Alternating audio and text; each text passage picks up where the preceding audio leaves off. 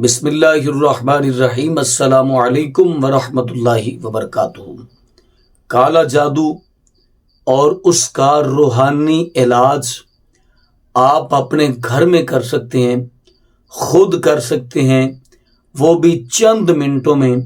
آپ کو کسی کے پاس جانے کی ضرورت نہیں ہے، بلکہ آپ نے اللہ کے قرآن کی مدد سے کالے جادو کا علاج کرنا ہے اور خود کرنا ہے۔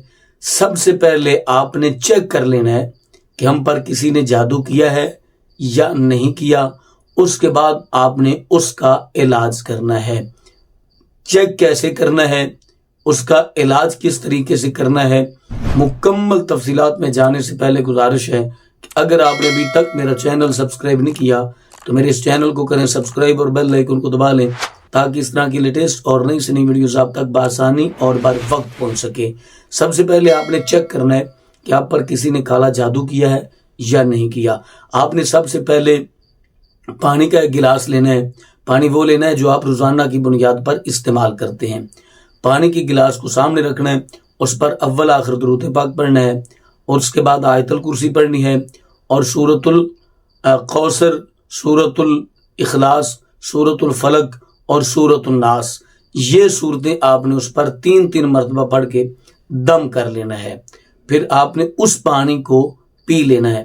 اگر تو اس کا ذائقہ وہی ہوا جو روزانہ پیتے وقت ہوتا ہے تو آپ پر کسی نے جادو نہیں کیا اور نہ ہی جادو کے اثرات آپ پر ہیں۔ اگر اس کا ذائقہ بدل جائے، یعنی کہ تبدیل ہو جائے، اس میں تبدیلی آ جائے، تو پھر آپ خود سمجھ لیجئے گا کہ آپ پر کسی نے جادو بھی کیا ہے اور اس کے اثرات بھی ہیں۔ اب آپ نے اس کا حل کیا کرنا ہے، اس کا علاج کیسے کرنا ہے۔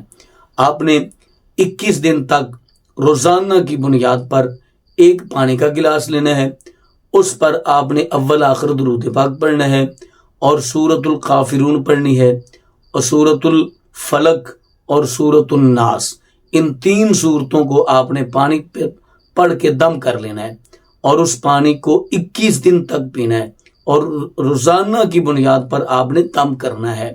تو انشاءاللہ عز و جل 21 دن کے اندر اندر وہ کالے جادو کے اثرات، کالے جادو کا توڑ انشاءاللہ ہو جائے گا اور آئندہ اس طرح کا کوئی بھی عمل نہیں کرے گا۔ تو مجھے امید ہے کہ آج کی میری ویڈیو آپ کو اچھی لگی ہوگی۔ اپنی فیملی کا بہت سارا خیال کیجیے گا۔ اللہ نگہبان۔